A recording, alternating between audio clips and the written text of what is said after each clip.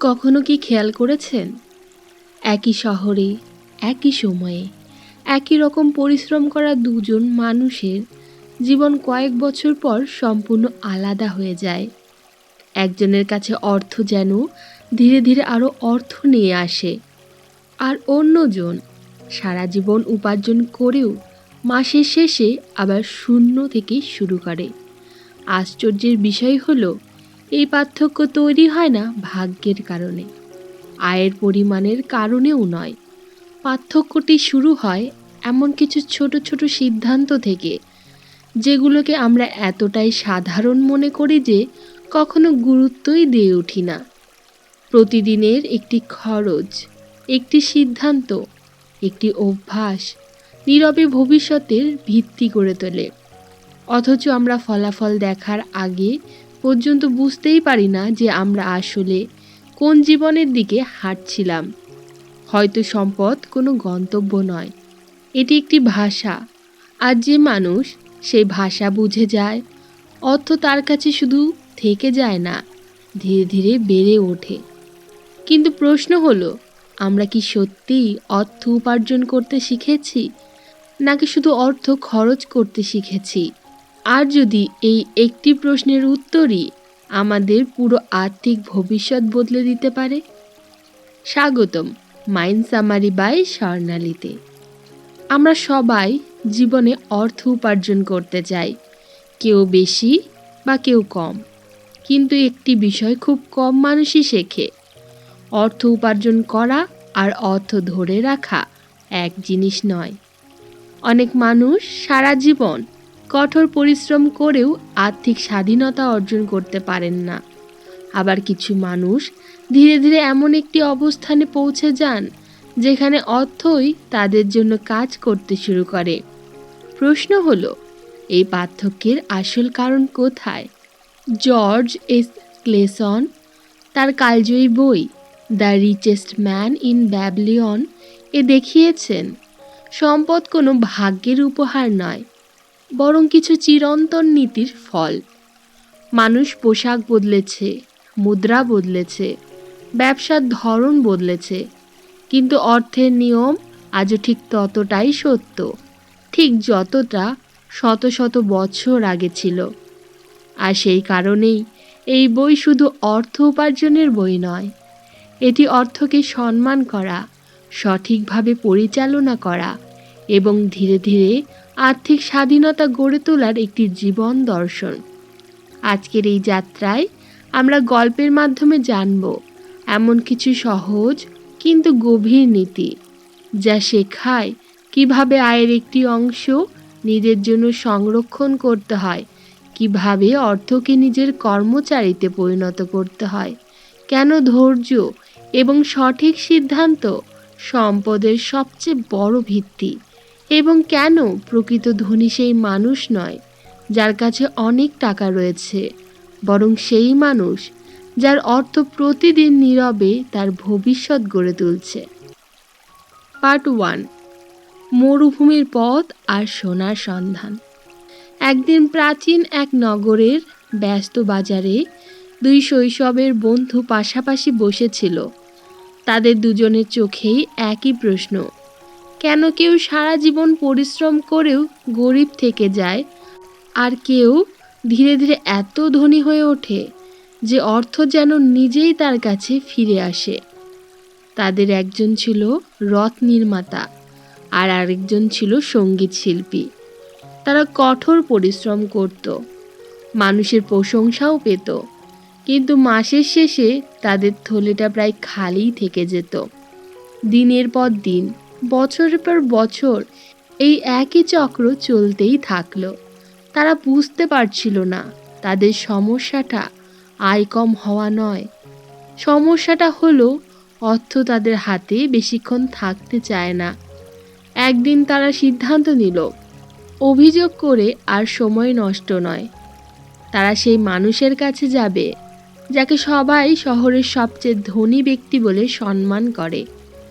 কারণ তারা ভাবল, যদি একজন মানুষ সত্যিই সম্পদের ভাষা বুঝে থাকে, তাহলে তার কাছে নিশ্চয়ই এমন কিছু শিক্ষা রয়েছে যা শুধু শোনা নয়, মানুষের জীবনও বদলে দিতে পারে। এই প্রশ্ন দিয়েই শুরু হয় জর্জ এস ক্লেসনের অসাধারণ একটি বই, the richest man in Babylon. তিনি আমাদের কোনো হিসাব বিজ্ঞানের জটিল সূত্র শেখান না, বরং গল্পের মাধ্যমে কিছু চিরন্তন নীতি শেখান, যা হাজার বছর ধরে যেমন সত্য ছিল আজও তেমনই সত্য রয়েছে। কারণ তিনি বিশ্বাস করেন সময় বদলায়, কিন্তু অর্থের স্বভাব কখনোই বদলায় না। যে মানুষ অর্থকে সম্মান করতে শেখে, অর্থও ধীরে ধীরে তার জীবনে স্থায়ী হতে শুরু করে। শহরের সেই ধনী ব্যক্তি তাদের প্রথমেই এমন একটি কথা বলেন যা শুনে তারা অবাক হয়ে যায়। তিনি বলেন, তোমার উপার্জনের প্রথম অধিকার পৃথিবীর নয়, তোমার নিজের। আমরা প্রায়ই সবাই বেতন বা আয় হাতে পাওয়ার পরই প্রথমেই বাজারের বিল দেই, বাড়ি ভাড়া দেই, ঋণ শোধ করি, প্রয়োজন মেটাই, আর শেষে যদি কিছু বেঁচে থাকে তখন ভাবি সঞ্চয় করব। কিন্তু বাস্তবে মাসের শেষে প্রায় কিছুই বাঁচে না। অর্থ যেন হাতের মুঠোয় ধরা বালুর মতো নিজের অজান্তেই ফসকে চলে যায়। এই কারণেই বইটির প্রথম এবং বিখ্যাত শিক্ষা হলো, নিজেকে আগে মূল্য দাও। অর্থাৎ আপনার প্রতিটি আয়ের একটি অংশ শুরুতেই নিজের ভবিষ্যতের জন্য আলাদা করে রাখুন। রবিন শর্মা যেমন সময়কে বিনিয়োগ করতে বলেন, তেমনি এখানে জর্জ ক্লেসন বলেন অর্থকেও বিনিয়োগ করতে শিখতে হবে। কারণ আপনি যদি নিজের জন্য কিছু নাই রাখেন, তাহলে আপনি সারা জীবন অন্যের জন্যই কাজ করে যাবেন। তিনি আরও বলেন, সঞ্চয় মানে টাকা জমিয়ে রাখা না, সঞ্চয় হলো নিজের ভবিষ্যতের জন্য একজন নীরব কর্মচারী নিয়োগ করা। প্রতিটি সংরক্ষিত মুদ্রা যেন আপনার হয়ে কাজ করার অপেক্ষায় থাকা একজন শ্রমিক। আপনি যদি সেই শ্রমিকদের প্রতি মাসে বাড়াতে থাকেন, এক সময় তারা আপনার জন্য এমন সম্পদ তৈরি করবে যা শুধুমাত্র আপনার পরিশ্রম দিয়ে কখনোই সম্ভব হতো না। এরপর তিনি আরেকটি গভীর বিষয়কে ব্যাখ্যা করেন, শুধু অর্থ জমিয়ে রাখলেই মানুষ ধনী হয় না, কারণ থলেতে বন্দি থাকা সোনা কোনো দিনই বৃদ্ধি পায় না। অর্থকে এমন জায়গায় কাজে লাগাতে হবে যেখানে সেটি নিরাপদে আরও অর্থ তৈরি করতে পারে। অর্থাৎ মানি মাস্ট আর্ন মানি। একটি বীজ যেমন মাটিতে না পুঁতলে কখনো গাছে পরিণত হয় না, তেমনি সঠিক জায়গায় বিনিয়োগ না করলে অর্থও কখনো নিজের পরিবার তৈরি করতে পারে না। আজ যে একটি মুদ্রা আপনি সঠিকভাবে কাজে লাগাবেন, কাল সেই মুদ্রায় আরও কয়েকটি নতুন মুদ্রাকে আপনার জীবনে নিয়ে আসবে। এভাবেই সম্পদ ধীরে ধীরে জন্ম নেয়। রাইটার আরও সতর্ক করেন, অর্থের সবচেয়ে বড় শত্রু দারিদ্র্য নয়, সেটি হলো অজ্ঞতা। মানুষ দ্রুত ধনী হওয়ার লোভে এমন জায়গায় অর্থ বিনিয়োগ করে যার সম্পর্কে তাদের কোনো জ্ঞান বা ধারণাই নেই। তারা লাভের গল্প শোনে, কিন্তু ঝুঁকির গল্প শোনে না। আর তখন অর্থ এমন মানুষের হাতে চলে যায় যারা জ্ঞান দিয়ে নয়, লোভ দিয়ে সিদ্ধান্ত গ্রহণ করেছিল। তাই তিনি বলেন, অর্থ বিনিয়োগ করার আগে সেই মানুষের পরামর্শ নাও যে ইতিমধ্যেই সেই পথে সফল হয়েছে। কারণ অভিজ্ঞতার মূল্য অনেক সময় হারানো অর্থের চেয়েও অনেক বেশি। এই প্রথম অংশে জর্জ ক্লেসন যেন আমাদের সামনে একটি আয়না তুলে ধরেন। তিনি দেখান অধিকাংশ মানুষ গরিব থাকে এই কারণে নয় যে তারা উপার্জন করে না, বরং এই কারণেই যে তারা উপার্জনের প্রতিটি মুদ্রার জন্য কোনো পরিকল্পনা তৈরি করেন না। তারা অর্থকে অতিথির মতো ব্যবহার করে, তাই অর্থও অতিথির মতোই কিছুক্ষণ থেকে চলে যায়। কিন্তু যে মানুষ অর্থকে একটি দায়িত্ব, একটি বীজ এবং একটি কর্মচারী হিসেবে দেখতে শেখে, তার জীবন ধীরে ধীরে বদলাতে শুরু করে। হয়তো এই কারণেই the richest man in Babylon শুধু ধনী হওয়ার বই নয়, এটি এমন একটি মানসিকতার শুরু যেখানে মানুষ প্রথমবার উপলব্ধি করে সম্পদ গড়ার যাত্রা বড় আয় দিয়ে শুরু হয় না, শুরু হয় প্রথম সঠিক সিদ্ধান্ত দিয়ে। পার্ট 2, অর্থকে বন্দী নয়, কর্মচারী বানানোর শিল্প। প্রথম শিক্ষাটি পাওয়ার পর দুই বন্ধু বুঝতে পারল, শুধু অর্থ জমিয়ে রাখলেই তাদের জীবন বদলাবে না।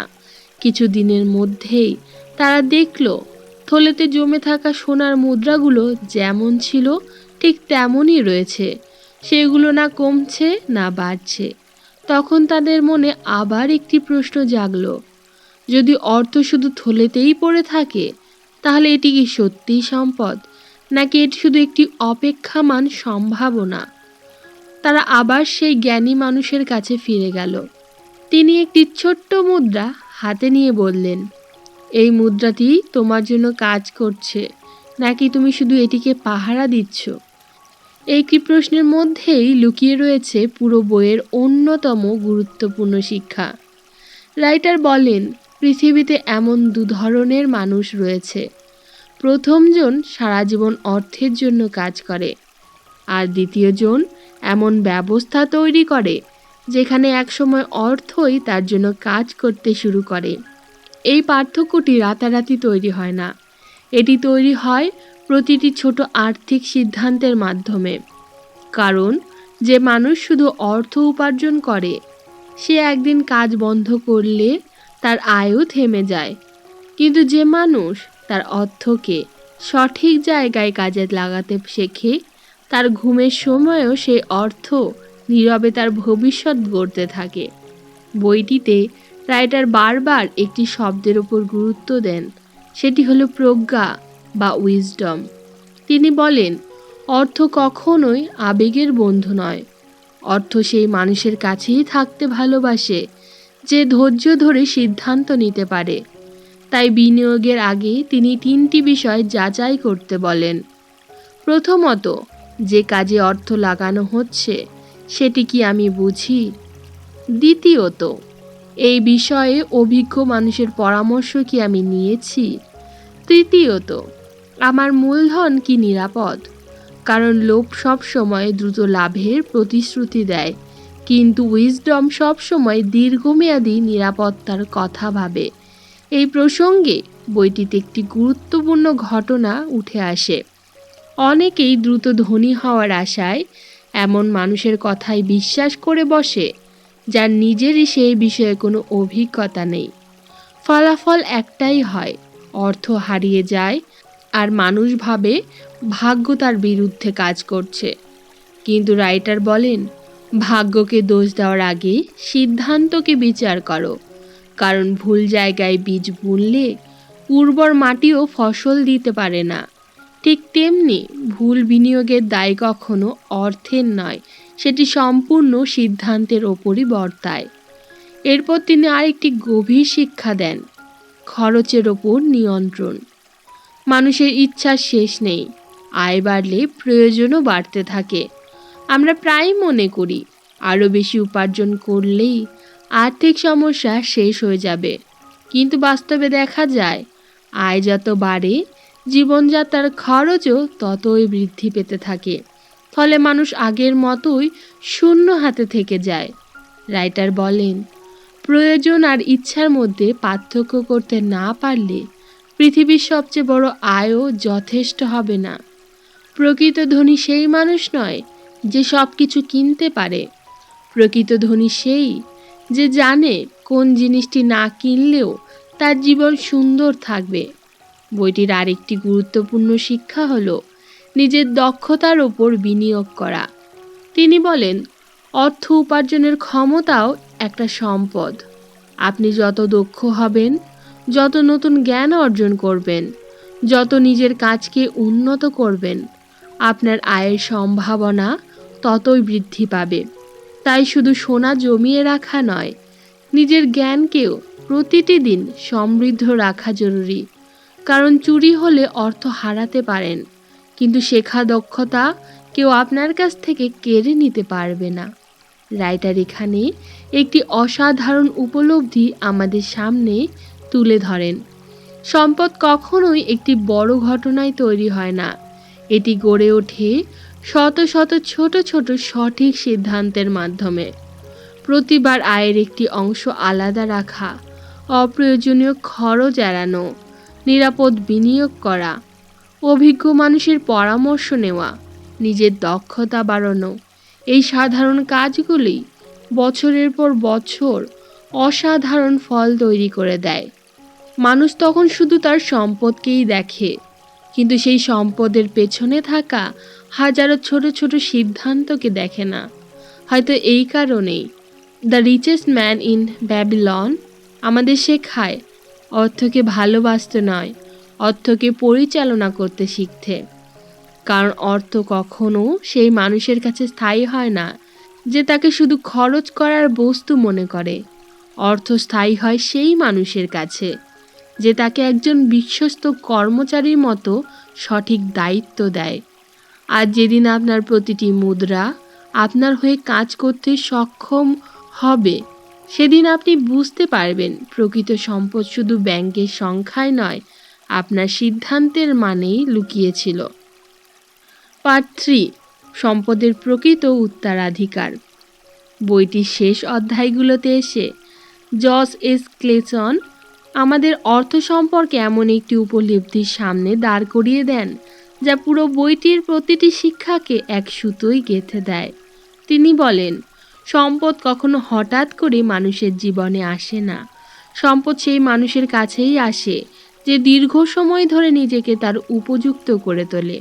আমরা প্রায়ই ভাবি, যদি একদিন হঠাৎ অনেক টাকা পেয়ে যাই তাহলে সব সমস্যার সমাধান হয়ে যাবে। কিন্তু ইতিহাস বারবার প্রমাণ করেছে যে মানুষ অর্থ পরিচালনা করতে শেখেনি, তার হাতে হঠাৎ পাওয়া সম্পদও বেশি দিন টেকে না। কারণ অর্থের পরিমাণ নয়, অর্থ পরিচালনার যোগ্যতাই একজন মানুষকে দীর্ঘমেয়াদে ধনী করে তোলে। এই কারণেই বইটির প্রতিটি গল্প আসলে একটি বিষয়ই শেখায়। প্রথমে নিজের আয়ের একটি অংশ নিজের জন্য সংরক্ষণ করো, তারপর সেই অর্থকে অলস করে রেখো না, তাকে এমন জায়গায় কাজে লাগাও যেখানে সে আরও অর্থ তৈরি করতে পারে। লোভের ফাঁদে পড়ো না, কারণ দ্রুত ধনী হওয়ার ইচ্ছা সবচেয়ে বেশি মানুষকে নিঃস্ব করেছে।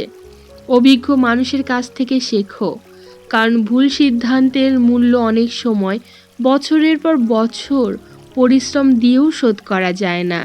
নিজের দক্ষতাকে প্রতিদিন উন্নত করো, কারণ আয়ের সবচেয়ে বড় উৎস হলো তুমি নিজেই। আর সবচেয়ে গুরুত্বপূর্ণ বিষয়, নিজের ভবিষ্যতের জন্য আজ থেকেই প্রস্তুতি গ্রহণ করো।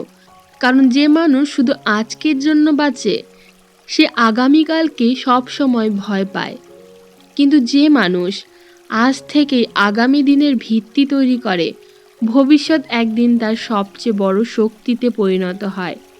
রাইটার এখানে একটি গভীর সত্য তুলে ধরেন। আমরা সাধারণ সম্পদকে শুধু টাকার অঙ্কে মাপি, কিন্তু প্রকৃত সম্পদ আসলেই 3টি স্তম্ভের ওপর দাঁড়িয়ে থাকে। আর সেটি হলো শৃঙ্খলা, ধৈর্য এবং প্রজ্ঞা বা উইজডম। শৃঙ্খলা আপনাকে অর্থ জমাতে শেখায়, ধৈর্য আপনাকে সেই অর্থকে সময় দেয় বেড়ে ওঠার জন্য, আর প্রজ্ঞা শেখায় কোথায় ঝুঁকি নিতে হবে, কোথায় থামতে হবে এবং কোথায় না বলতে হবে। এই 3টির মধ্যে একটি না থাকলেও সম্পদের ভিত্তি দুর্বল হয়ে যায়। বইটি একটি অসাধারণ দিক হলো এটি কখনো অর্থকে জীবনের একমাত্র লক্ষ্য বানায় না, বরং এটি বলে অর্থ এমন একটি শক্তি যা সঠিকভাবে ব্যবহার করলে মানুষকে স্বাধীনতা দেয়। স্বাধীনতা নিজের পরিবারকে নিরাপদ রাখার, প্রয়োজনের সময় অন্যকে সাহায্য করার, নিজের স্বপ্নকে বাস্তবে রূপ দেওয়ার এবং জীবনের সবচেয়ে গুরুত্বপূর্ণ সিদ্ধান্তগুলো ভয়ের বদলে আত্মবিশ্বাস নিয়ে নেওয়ার। অর্থের প্রকৃত মূল্য তখন যখন এটি মানুষকে দাস বানায় না, বরং মুক্ত করে।